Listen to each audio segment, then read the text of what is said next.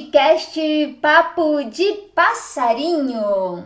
Olá, sou Simone Mamed e nosso bate-papo de hoje é sobre corujas.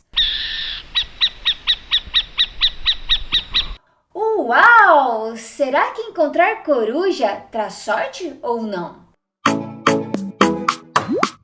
É fácil encontrar natureza no pátio da escola?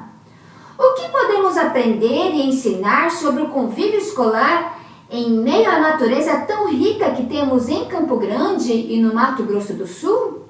Nosso Papo de Passarinho de hoje é com a escritora Maristela Benites, autora do conto Kira, a Corujinha da Sorte, e as convidadas, professora Maria Angélica Cardoso, docente na Faculdade de Educação da Universidade Federal do Mato Grosso do Sul, em Campo Grande, a acadêmica de pedagogia Aline Vilar Machado Nils e a escritora e educadora Maria do Carmo Andrade Santos, a nossa conhecida Duca. Bem-vindas ao nosso Papo de Passarinho!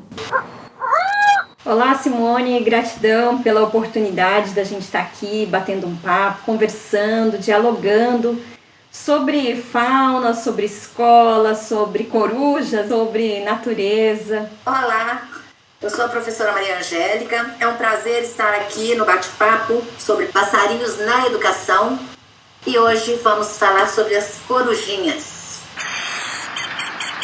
Eu sou a Aline, pedagoga em formação, e quero agradecer o convite por participar dessa roda de discussão aqui sobre as corujas.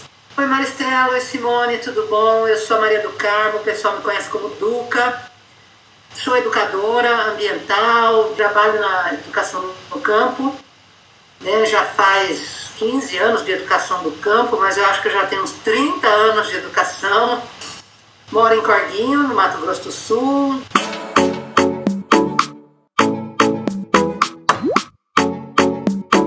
Sejam todas bem-vindas! Olá, Maristela! A obra de sua autoria, Kira, a Corujinha da Sorte, é um conto muito legal. Conta pra gente no que você se inspirou? Legal essa pergunta, Simone, porque é uma história fictícia, mas uma história que a gente fala, né? Ela acontece todos os dias e ela é inspirada muito na minha vivência de infância. Então, as corujas, eu convivia com essas corujas e mais, eu convivia com as histórias da minha mãe. Então, a minha mãe sempre me falava de algumas espécies dessas corujas que estão representadas no texto. A inspiração vem, então, dessa vivência na natureza, né? No ambiente relativamente conservado que eu tive na minha infância. Além disso, a minha primeira formação é em biologia e eu pesquiso aves. E alguns dos meus objetos de estudo são aves e educação ambiental. E também dessa possibilidade da gente fazer educação ambiental, dessa possibilidade que a gente tem de utilizar a arte, a literatura em prol da educação. A inspiração vem disso, né? Dessa vivência e dessa necessidade e possibilidade que a gente tem de fazer a comunicação com vários públicos, com os estudantes, a partir do que acontece na escola, a partir da biodiversidade que aparece na escola, que convive muitas vezes, né, com os alunos na escola. Professora Angélica, além dos aspectos ambientais, bem retratados no conto, quais aspectos culturais também estão presentes e podem potencializar o ensino-aprendizagem com os estudantes? Ao ler o conto eu pensei assim em várias coisas. São muitas coisas que vão pipocando na cabeça da gente. Porque eu trabalho no curso de pedagogia e formando professores que vão trabalhar nas séries iniciais do ensino fundamental e educação infantil. Tem vários aspectos, muitos aspectos que podem ser trabalhados. E um deles são os valores, como solidariedade, empatia, convivência, responsabilidade, que já aparecem assim, desde os primeiros capítulos. E nós temos um autor, Severino, que ele tem um texto que fala exatamente sobre a questão de que a educação precisa reumanizar o homem. O homem está se desumanizando. E aí vem o texto da Maris que fala exatamente sobre essa questão de valores, de solidariedade, de trabalho em equipe, de empatia, convivência, né? Então, esse é um aspecto que foi o primeiro que me saltou assim aos olhos. E no decorrer do texto vem a questão do trabalho em equipe, que é preciso ensinar as crianças a atuarem juntas de forma articulada, compartilhada, assumindo responsabilidades individuais, mas num trabalho conjunto, num trabalho em equipe. E aí também a questão dos sentimentos, que também é importante trabalhar com as crianças e que aparece bem na relação da liberdade com a felicidade. Você entender o que é essa liberdade, né? Como é que ela é trabalhada, como é que ela é vivenciada pela criança. E aí, quanto aos conteúdos curriculares, há muito que se pode explorar. Por exemplo, a questão do rural e do urbano, né? Que é conteúdo de geografia, o cerrado, as aves, a fronteira. Aí aqui eu estou falando assim de uma forma geral, tá? Não vou pegar por disciplina. Cadeia alimentar, interpretação de texto, produção de texto. Daí a gente vê ali, por exemplo, na produção de texto, interpretação, quem é Kira, né? Ver com as crianças se elas conhecem essa coruja. Na escola de uma das minhas netas, por exemplo, tem uma buraqueirinha que fica lá no pé da árvore, tem lá o ninhozinho dela lá, então as crianças acompanham. Trabalhar espécies de coruja ir para outras aves, outros insetos. Daí trabalhar a natureza, como que a preservação está ligada à saúde, né? Não só à saúde do ser humano, mas à saúde do planeta, à saúde dos outros seres que habitam o planeta e que estão sendo desrespeitados pelos seres humanos. A partir do texto que traz um pouquinho sobre a crença de que a coruja dá azar, pode se estender para uma pesquisa escolar, entrevista com familiares, com pessoas mais antigas, para falar sobre histórias e crenças populares. Mas também a gente pode usar textos científicos buscando as espécies de corujas que temos, seus hábitos. Enfim, são muitas possibilidades. Que bacana, uma coruja pode trazer uma infinidade, né, de opções de ensino-aprendizagem, um universo à parte. Aline, você que está iniciando o trabalho docente, acredita que esse conto pode ser aplicado em sala de aula? Esse conto ele é muito rico em vários elementos que a gente pode utilizar na sala de aula. A professora Maria Jéssica sacou ali vários pontos do currículo escolar. Por exemplo, a gente fazer uma comparação entre a escola descrita no conto e a escola vivida por esses alunos. É possível, então, através disso, fazer com que o aluno faça aquele conhecimento do seu ambiente, do seu bairro, a partir da apresentação desse conto. Podemos utilizar ele destacando sobre as ações com os cuidados com o meio ambiente, os elementos da cadeia e da teia alimentar, e além de ações que os seres humanos fazem sobre o meio ambiente. Então, é possível fazer essa análise. A partir do conto, os alunos poderem analisar na própria vida deles como que essas ações deles fazem sobre este meio ambiente. E, a partir disso, discutir a construção de novas atitudes e da responsabilidade que nós, como seres humanos, temos e as consequências das nossas ações sobre o meio ambiente. Muito bacana. O conto, apesar de uma obra fictícia, tem muito da realidade na escola. O que você acha, Duca? Olha, Simone, quando eu li o conto, né, me chamou muita atenção porque eu passei por algo muito parecido aqui na escola. Eu leciono numa escola do campo e uma titualba, né, aquela coruja branca, saiu da igreja e foi dormir numa árvore onde os alunos ficam na sombra durante o recreio. E viram a coruja. Vieram os alunos para cima de mim e eu fui lá até o intervalo, falei da coruja. E é uma coruja muito bonita, né? E fomos todos para a sala de aula. Mas não deu 5 minutos. 5 minutos já apareceu um bando de guri na porta, chamando, porque um outro guri foi lá, não se contentou e meteu uma pedra na coruja. Foi uma oportunidade tanto, né, para trabalhar a educação ambiental. Isso acontece muito nas nossas escolas. E olha que eu estou numa escola do campo. E isso me fez lembrar de uma história que quando eu fazia licenciatura, alguns anos atrás, eu ouvi de uma educadora falando que ela ensinou demais sobre o sistema gravitacional terrestre e de repente uma menina muito aplicada da escola falou assim: puxa, essa gravidade podia acontecer aqui. Ela estava tentando fazer uma relação entre a aplicação que a gente tem, ou que os alunos têm em educar, não introjeta essa educação. É muito importante para nós, educadores, fazermos com que o aluno, tudo que ele aprende na ciência, ele perceba que existe o lado que faz parte dele.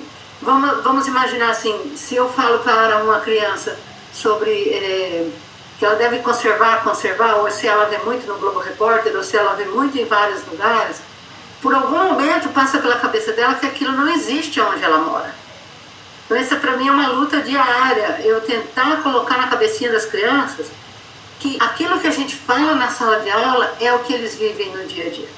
Então eu acredito muito e acho muito importante os contos, esses contos que traz para nós a realidade, que conta histórias que está na vida de todo mundo todos os dias.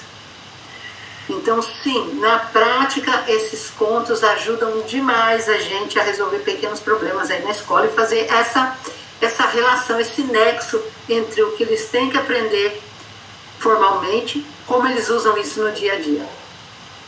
Muito bacana o que a Duca traz, a professora Angélica e a Aline, porque assim tudo se interage, né? E trazer essas espécies, que são as espécies do cotidiano, é essencial para que as crianças também consigam compreender, né, de uma forma mais próxima delas, porque são espécies locais, espécies que elas presenciam o tempo todo. Maristela, o que você gostaria de enfatizar nessa história? Eu acho, Simone, que nossas colegas já disseram muito bem, era enfatizar exatamente isso, né? Como que um conto, uma obra literária, ela traz essa realidade do nosso cotidiano, como que isso acontece na vida real, como que as crianças tomam consciência do seu meio, qual a apreensão dos acontecimentos no meio, né? Os vínculos afetivos, os valores humanos e os valores intrínsecos da natureza. Então, tudo isso eu tentei colocar um pouco nesse conto para facilitar o entendimento e para facilitar essa aplicação no dia a dia, né, do educador, da educadora, e mais para que as crianças percebam que isso está dentro da sua realidade, né? Isso de fato acontece aqui no Mato Grosso do Sul, por exemplo, que a gente tem uma rica biodiversidade, e isso acontece no dia a dia de uma escola, a depender da sua localização. Com certeza, Maristela. Professora Angélica, incentivar a leitura passa também por valorizar o nosso cotidiano? Claro, Simone. Mas aí aqui nós temos alguns aspectos, 3 aspectos diferentes, né? Incentivar a leitura, trabalhar a tão falada realidade e pensar criticamente. São 3 aspectos que podem ser trabalhados de forma associada, mas também pode não ser. O que a gente trabalha, o que a gente busca é trabalhar associadamente, né? Trabalhar de forma integrada, interagindo os 3 elementos. Mas nem sempre acontece. É claro que nós precisamos incentivar a leitura e trabalhar a realidade, o cotidiano do aluno. Mas a gente tem que ter em mente também que não pode parar no cotidiano, não pode parar aí, tem que ir além. Contudo, o cotidiano tem que ser o ponto de partida, o que nem sempre acontece. Quando a gente usa muito, por exemplo, o manual didático, o cotidiano nem sempre é o ponto de partida. Aliás, quase nunca é o ponto de partida, né, do nosso aluno. Então veja o que muitos jogos que trabalham com as letras do alfabeto, por exemplo, e alguns manuais didáticos trazem para trabalhar as letras do alfabeto. Vai ser o A de avião, o B de bola, o C de casa, o N de navio, e etc. Aí eu acho que foi inclusive a turma da Aline que fez um trabalho na disciplina Trabalho Pedagógico, fazendo esses jogos com os elementos que nós temos aqui. Então fizeram o A de arara, o B de bem-te-vi, o C de coruja e por aí afora. E aí esses dias um lobinho foi atropelado aqui em frente ao meu condomínio. As crianças aqui do condomínio ficaram tudo lá fora junto comigo, esperando o socorro chegar. Eu já fui lá no CRAS 2 vezes para buscar notícias do lobinho, que na verdade é uma lobinha, para dar para as crianças, porque você percebe que quando elas têm um incentivo, elas se preocupam. Então são coisas que a gente precisa trabalhar o cotidiano, de forma que esse cotidiano incentive a leitura. E como é que vai incentivar a leitura? Trabalhando com textos, contos, histórias, artigos que trabalhem a nossa realidade, que trabalhem a realidade campograndense e sul-mato-grossense. E trabalhar do que é mais próximo da criança. Por exemplo, a conservação dos nossos parques aqui em Campo Grande, ou a observação do quintal da escola, a observação do quintal de casa. Então, isso é partir do cotidiano, né? E aí você vai partir disso, mas depois você tem que ir ampliando, porque a criança tem o direito de ter o conhecimento do que a humanidade produziu, né? Então, ela tem que ter o conhecimento do todo também, mas partindo do cotidiano. E aí, com isso, incentivando a leitura.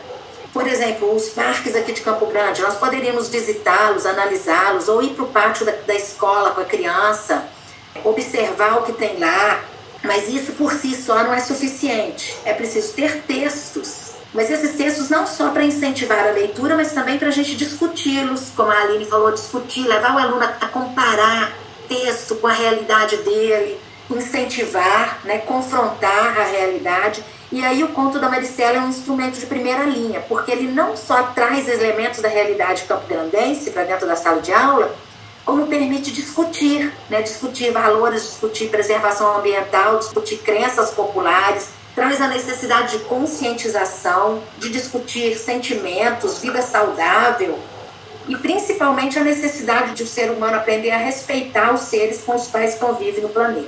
Mas a gente precisa ter clareza que não se forma sujeitos críticos usando apenas o manual didático. É preciso ir além disso. Nós precisamos de textos bem fundamentados, como Kira, a buraqueira da sorte, que mesmo sendo fictício, te leva a elementos científicos, a outros tipos de conhecimento. Textos científicos, histórias. E aí o interessante, como é que uma obra literária pode puxar outras práticas culturais. Porque a partir da literatura, conto, por exemplo, o conto que nós estamos discutindo, você pode trabalhar com artesanato. E aí a gente vai para o artesanato aqui de Campo Grande, o artesanato indígena, por exemplo, serenas que fazem muitas corujas, outros tipos de artesanato, obras de arte plásticas, vídeos, enfim, puxa uma infinidade de coisas, puxa muita coisa. E uma coisa que eu sempre falo para os meus alunos, quando você quer formar sujeitos críticos, tem que permitir o debate em sala de aula. Desde lá do primeiro ano, com as crianças de 6 anos, até antes, se for possível, tem que permitir o debate. Apresentou a leitura, fez a leitura, discute o texto, debate o texto. E, volto a dizer, para tudo isso que eu acabei de falar, o conto que a Maricela escreveu nos permite trabalhar isso muito bem. Muito bacana, professora Angélica, né? Bem a questão do singular e universal, né? Muito interessante que a professora traz. Duca, você também é escritora de contos sobre o meio ambiente. Você acredita que esse tipo de obra artística melhora a conexão dos estudantes com o seu meio, o seu cotidiano? Sim, eu complementaria com a desconstrução de conceitos que nós adquirimos através de várias imagens que nos são passadas. A floresta europeia, os animais africanos, com contos como esse, falando de uma coruja buraqueira, olha, tem no Brasil inteiro, tudo quanto é canto tem a tal da coruja buraqueira e ninguém presta atenção. E dificilmente você acha uma obra literária que fala sobre isso. Dificilmente você encontra obras acessíveis aos alunos, que são aí distribuídas pelo MEC, né, principalmente. Eu vejo nas escolas muitas obras importadas, autores excelentes, mas num contexto que vem de fora. Então a gente tem que lutar para que esses conceitos cheguem nos alunos, para a gente desconstruir essa parte da Europa e construir a beleza que tem no Brasil, né? A beleza de uma coruja buraqueira, a beleza de um cerrado, e entender isso como uma coisa que é necessária, real e bela, né? O que normalmente é visto ao contrário, infelizmente, porque eles não deixam que essa construção se forme, e pelo contrário, valorizam demais aquela construção que não nos pertence. Eu acredito que o caráter seja esse, de desconstrução, e mais do que isso, além dos debates e da leitura, nós poderíamos pensar também em, a partir de um conto como esse, fazer com que os alunos escrevam seus próprios contos. protagonismo da sua história. Então, ele pode, olha, tem aqui um belo conto escrito, agora você vai escrever o seu. Eu acredito muito nisso como uma forma de você transformar o aluno para valorizar o que ele tem e o que ele passa no seu cotidiano. Muito legal, Duca, porque isso aguça, né, a criatividade dos alunos, né, esse construir e desconstruir. Muito bacana. Aline, você conhecia essas corujas? Depois da leitura, como acha que a observação de aves, de pássaros, pode contribuir na formação de cidadãos e cidadãs no processo de ensino-aprendizagem?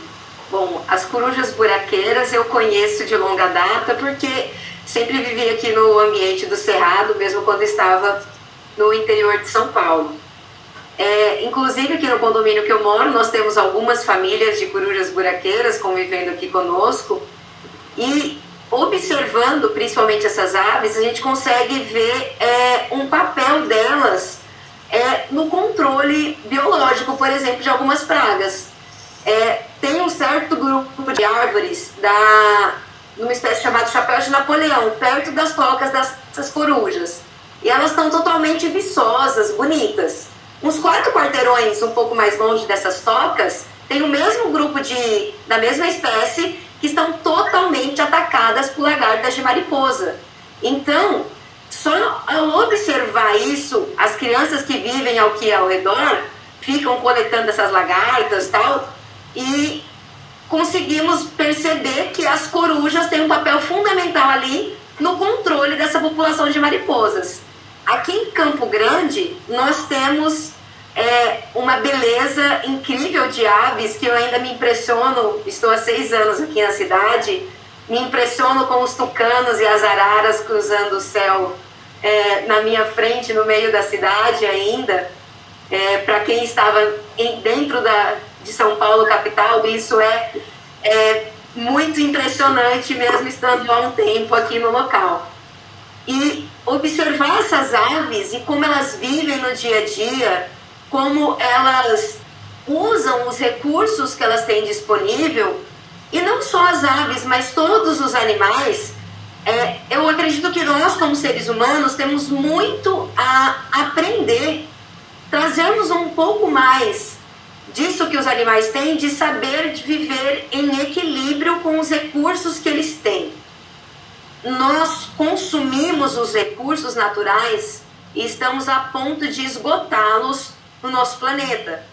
E se nós conseguíssemos imitar um pouco mais esses animais e ensinar os nossos filhos e aos nossos alunos a fazer isso, a conseguir consumir os recursos de forma equilibrada e não esgotá-los, poderemos ter ainda um planeta vivo há um tempo.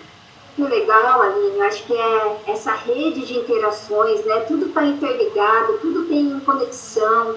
Maristela, você acha que precisamos de mais obras literárias e livros paradidáticos e outros materiais didáticos pedagógicos que valorizam a nossa biodiversidade?